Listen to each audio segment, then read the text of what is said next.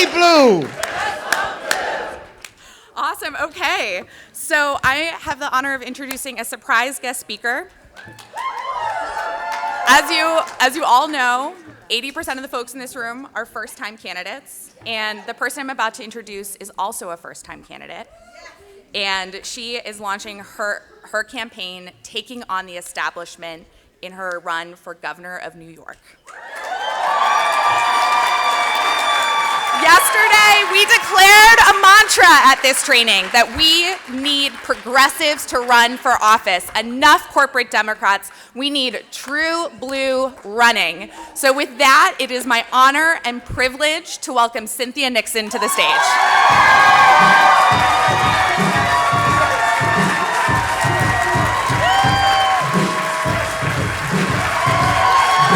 Good morning!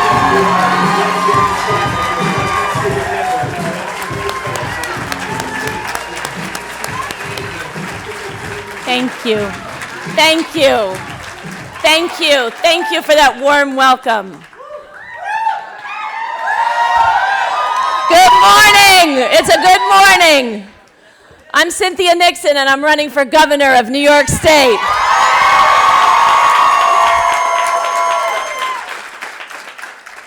And I can't tell you how heartening and how exciting it is to be with so many fellow progressives in one room.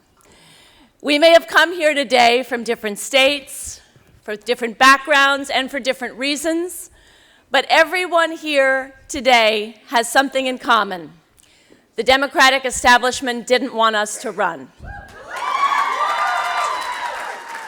Well, that's too bad, because here we are.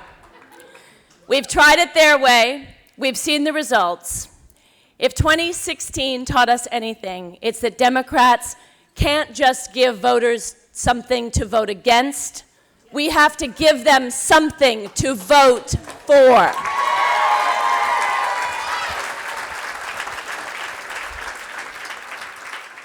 Young people, people of color, women, working class people of all backgrounds are going to stop showing up for the Democratic Party if the Democratic Party doesn't start showing up for them.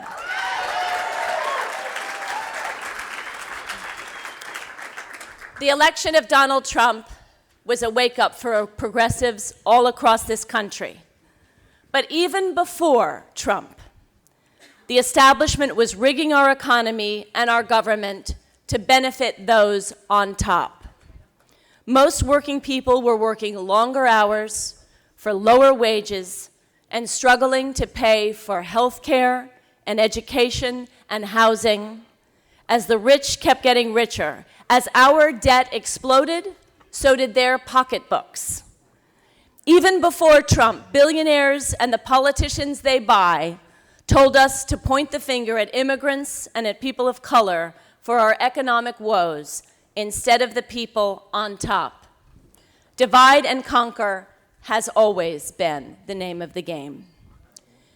At this time of record inequality in our country, the state that I come from, New York, is the single most unequal state of all. The top 1% of New Yorkers earn 45 times what the other 99% earn combined. And the thing to remember is that this kind of crushing inequality isn't just something that happens. It's not an accident, it's a choice. It's a choice to slash taxes on the super rich and impose austerity on everybody else. It's a choice to allow the schools attended by children of color to be segregated, underfunded, and over-policed. It's a choice to sell our government off piecemeal to corporate interests and wealthy donors who are afforded every luxury imaginable while austerity budgets are imposed on everybody else. We all know how the big money interests control DC. But if Washington is a swamp, then Albany is a cesspool. Andrew Cuomo promised to clean up Albany, but instead he and his cronies have cleaned up for themselves. He has built a $31 million war chest with donations from real estate executives, from Wall Street bankers, from hedge funds, 0.1% of his donations are small donor donations. It's hard for some Democrats to do right when they're getting millions and millions of dollars to do wrong. But I'm doing things differently on our campaign. I am not accepting a single dime of corporate money.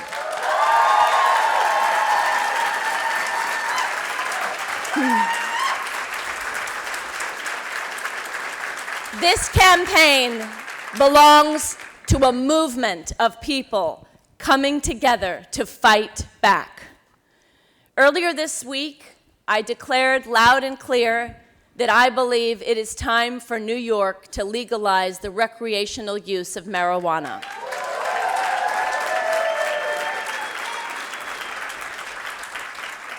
This is first and foremost a matter of racial justice. We have to stop putting people of color in jail for something that white people do with impunity.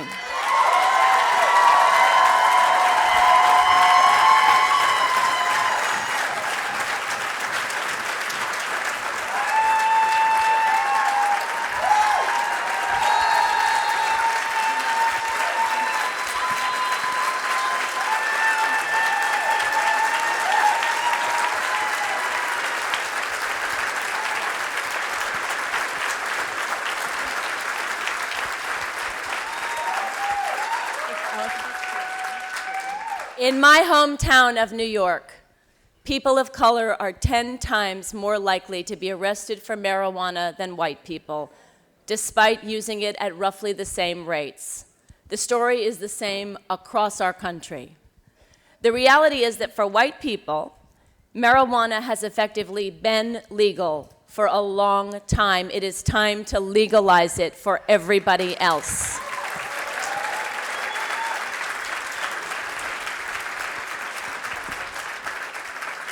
Ending the injustice of putting people in prison for marijuana is a start, but we also have to correct past injustices by clearing prior convictions.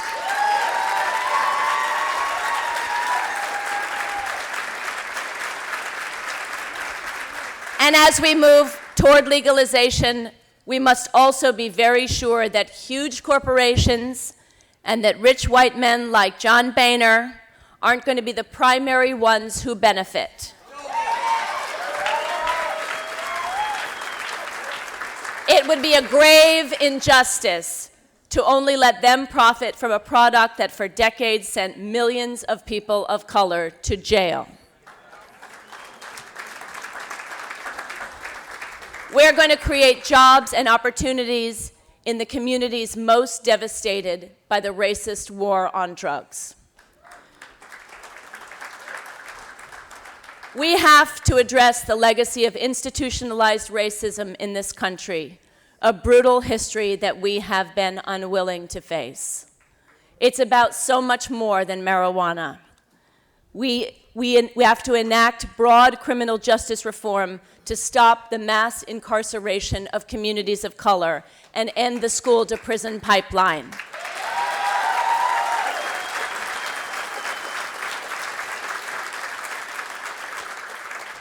Too many of the schools attended by children of color in my state and across this country are underfunded and over-policed. We have a school system that is pushing white children toward college and children of color into the criminal justice system. This has to stop.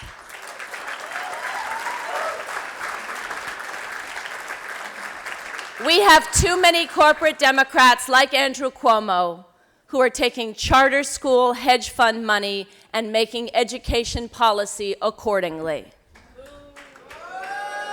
For the last 8 years in New York, our governor has favored charter schools over public schools, and the results speak for themselves.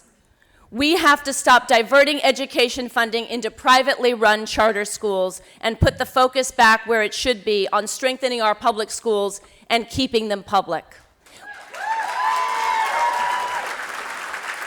We have a Republican president and Congress here in Washington who are doing everything they can to undermine Obamacare. But with true progressive leadership, we have the opportunity to make the progressive dream of true universal health care a reality in New York State.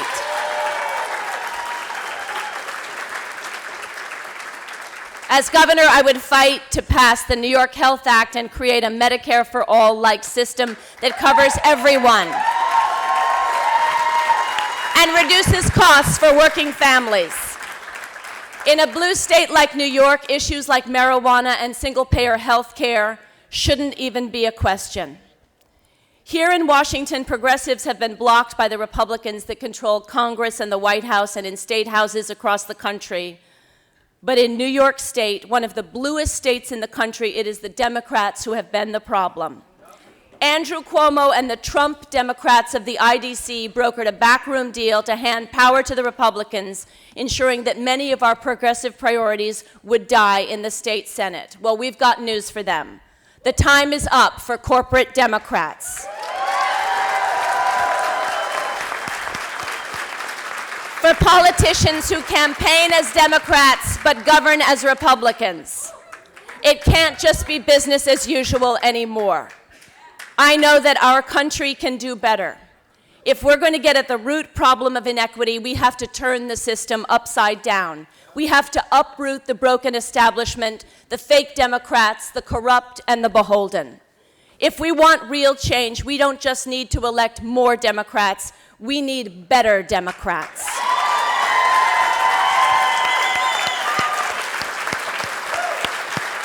We need Democrats who are accountable to voters, not to corporate donors. This is not a time to settle, to sit on the sidelines, to stand down. This is a time to fight. This year, thousands of us, progressives all over America, are running for office for the first time because we're realizing that if we want things to change, we'll need to step up and do it ourselves. I have been humbled and inspired by this wave of new candidates taking on the establishment, many of them women, and I am honored to join your ranks. Together, we can show the entire country and the world that in the divide and conquer era of Donald Trump, progressives will come together and lead our nation forward. This year, each of us has to do whatever we can to take our government back. If we want change, we have to do what we have always done. We have to go out ourselves, and we have to seize it. Thank you.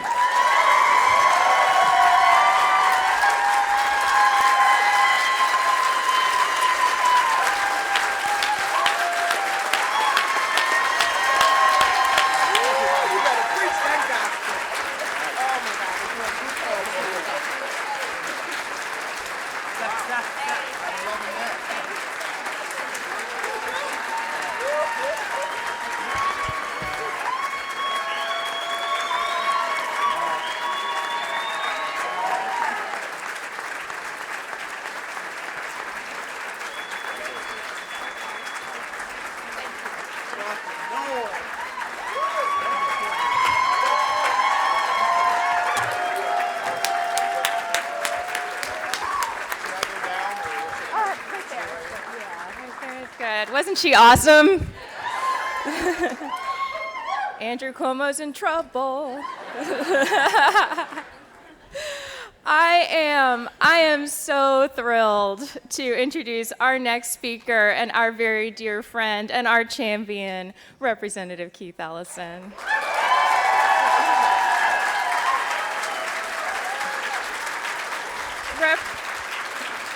Keith Ellison.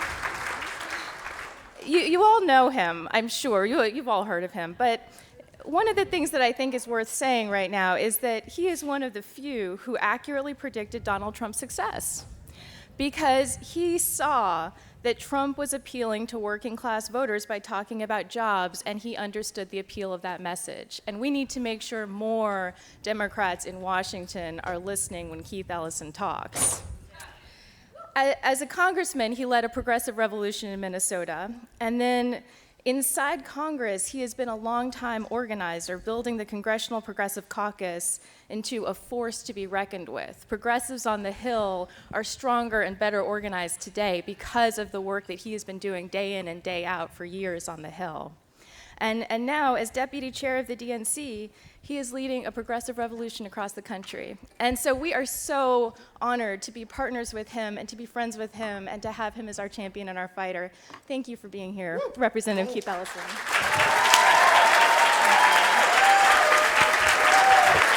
Hey everybody, how's it going? It is good to be here at the PCCC. I want to thank my good friend Stephanie and Adam and everybody at PCCC. Let's hear it for PCCC, everybody. And I just want to say that I just thought the presentation we just heard was extraordinary. It was awesome. Talking about racial justice, marijuana legalization, talking about all these critical issues, Medicare for all. And it makes me think about the fact that here we are in 2018, celebrating 50 years, not really celebrating, but also lamenting 50 years since the loss of Martin Luther King, but also 50 years since the passage of the Fair Housing Act. And we have made progress on racial justice. Nobody can say that having whites-only signs is a good thing. We got rid of those things, and it was progressive activists then who fought against those things and defeated them then. But do you know that in 1968, if the minimum wage was then what it was now, what it was then, according to inflation, it would be $11.68. The federal minimum wage is $7.25, and if you are a server in a restaurant, it's $2.13. In 1968, did you know that the average CEO of a big company made about 20 times the average worker? Now, if it's less than 300, we count ourselves lucky. In 1968, we had a federal poverty guideline. We have one today. There's 60% more people who are under it today than there were then. And Martin Luther King felt a moral compulsion to call for a people's movement, a poor people's movement then. If we needed a poor people's movement in 68, what on earth do we need now? We need a poor people's revolution. This is what we got to have. So I want to thank PCCC for inviting you here. I want to thank our revolution for being a lead player in this moment. I want to thank all of the progressive organizations, and I want to thank you. Yes, you. If you're running for office, put your hand up. I want to see. This is beautiful. Beautiful. You can put them down now. I'm telling you, as I look out amongst you, I see women, I see men, I see a mom, I see a hijabi. In a moment when they tell us we're not supposed to like the Muslims or the Mexicans or the gays or the this or the that or the those or the them, our folks are running. You know, let me tell you, Danica Rome in Virginia, if she was not the candidate from Central Casting, but Danica Rome, they thought she was going to only just talk about trans stuff. No, she talked about roads, bridges, and life livability issues. And she took out somebody who said they were the #1 homophobe in the Virginia State Legislature. I guess he's the former #1. My point is simple. Don't you let anybody tell you you are the wrong color, the wrong religion, the wrong sexual orientation, the wrong whatever to run for office. They always tell us you got to be a self-funder. You got to be prior military. You should be preferably male or white, even more preferably. You got to be Christian, Anglo-Saxon, Protestant. And look, if you are all those things, then they say, well, you don't want to be a union guy. If you are all those things, you don't want to be progressive on the issues. They tell you you got to be centrist, middle of the road. You gotta go over well at Rotary. And I'm not dissing Rotary. Don't think, oh, Keith doesn't like Rotary. No, Rotary's fine. My point is simply that they want you to have this centrist. But here's the deal, folks. Why do I start out talking about 1968? Because what some people, usually the greedy types, right? What some people call is like kind of left, kind of out there, kind of over there. Man, it's just reasonable. It's responsive to what our people have to have in order to live. It is.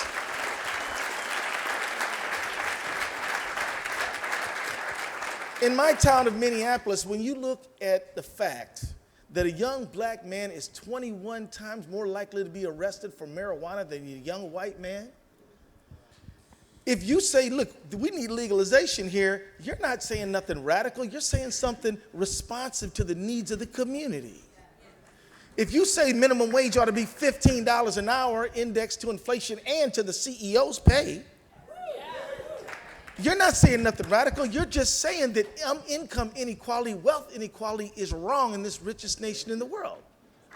You're saying what is normal. So one thing you got to do, you're coming here to D.C., you're gassing up your tank. That's a good idea. But when you go back out there across the United States and you go to those small towns and those cities and you run in the communities you're running in, don't you back down. You take the energy you got from here and you carry it straight out there and you tell them the truth about what the people need. You tell them the truth about what the people need. Now, I ran for chair of the Democratic National Committee. And I ended up being deputy chair of the Democratic National Committee. Well, let me tell you this about that. I want to tell you this about that. You, in this life, you gotta be all in for the team. And it might not come out your way, but the passion and the issues and the people I was fighting for, they're still there. What am I do? Say, I didn't win, I'm out of here. No. Miss McGillicuddy, Miss Johnson, and their kids need me to fight harder than before.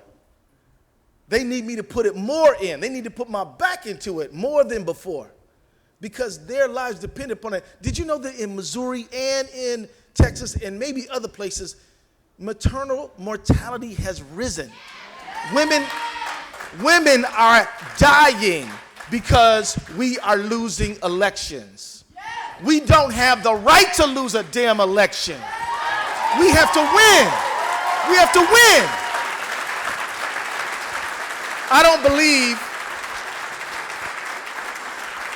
I believe a guy named Paul Wellstone, he was a U.S. Senator from Minnesota.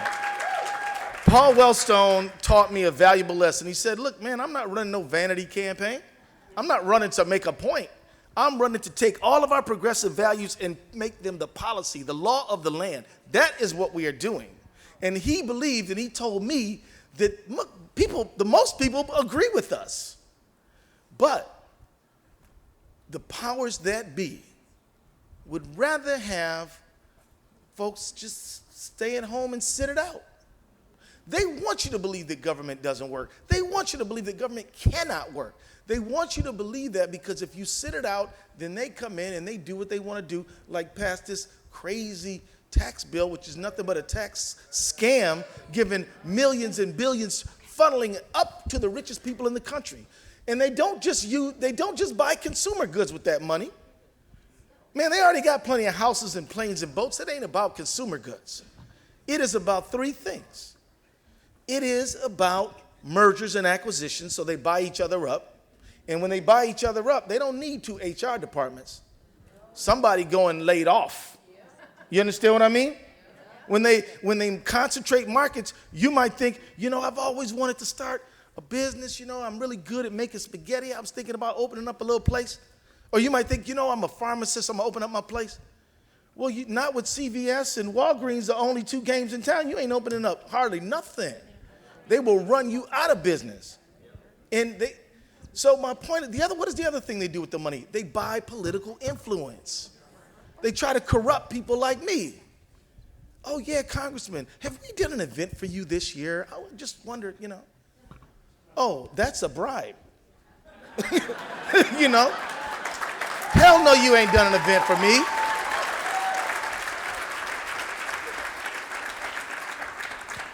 And so there is an antidote, folks. You might think, oh my God, everything's so bad. No, it isn't. No, it isn't. Here's the good news.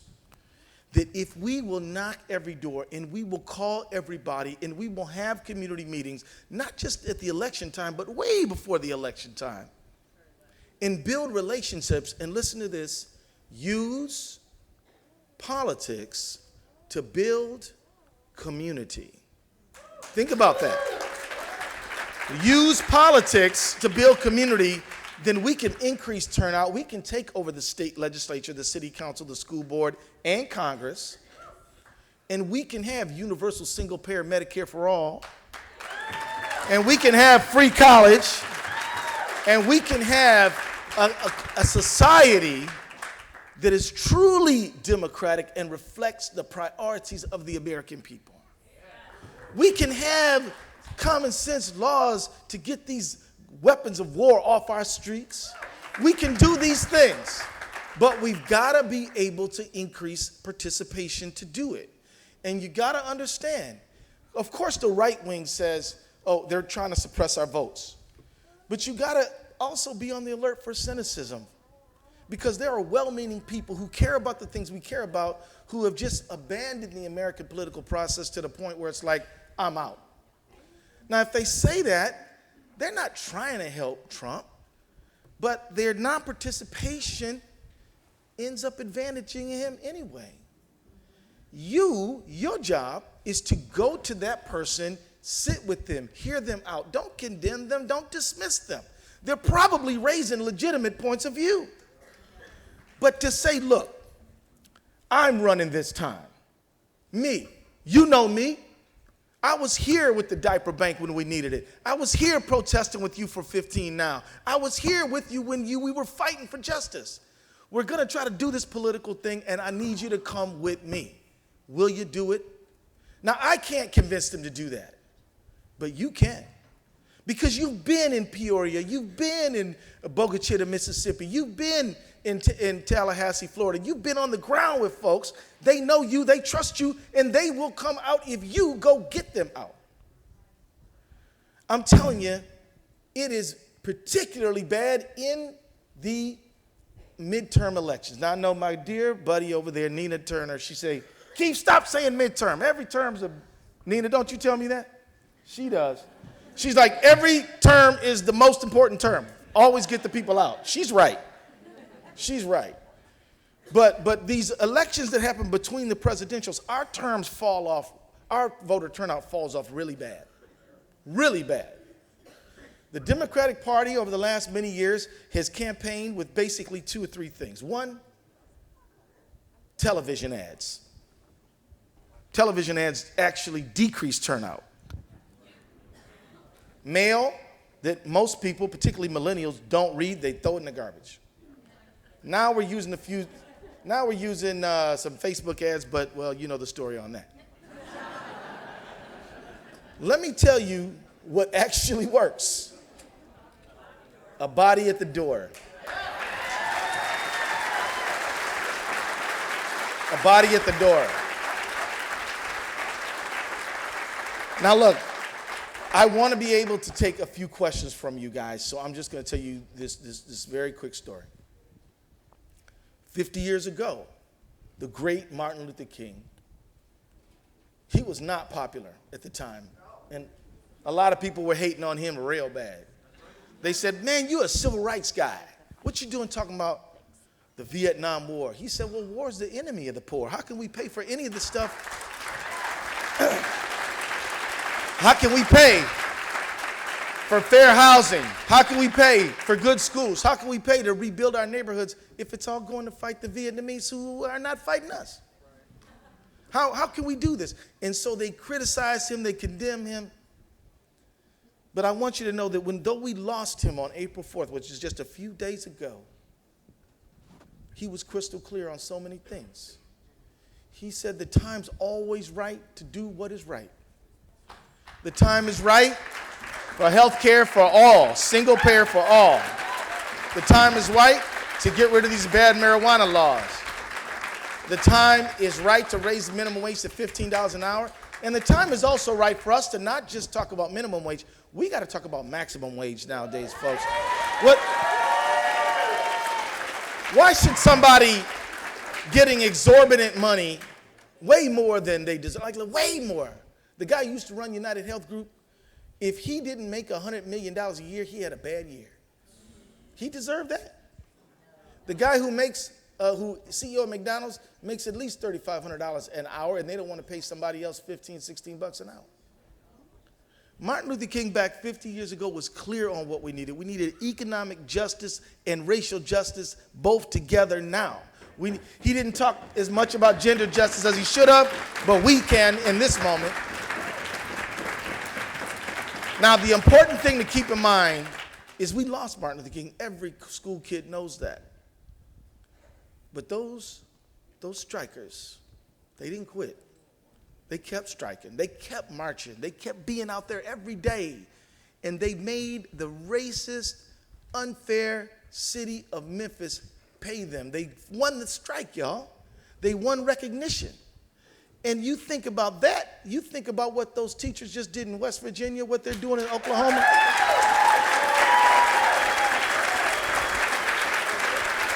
Then you begin to understand that the moment we're in, it ain't as bad as what they was in.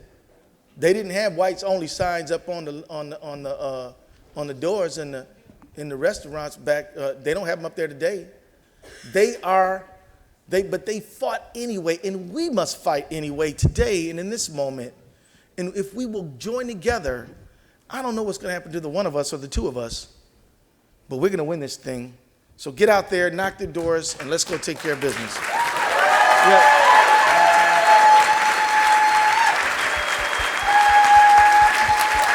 Gotta go, guys. Take care.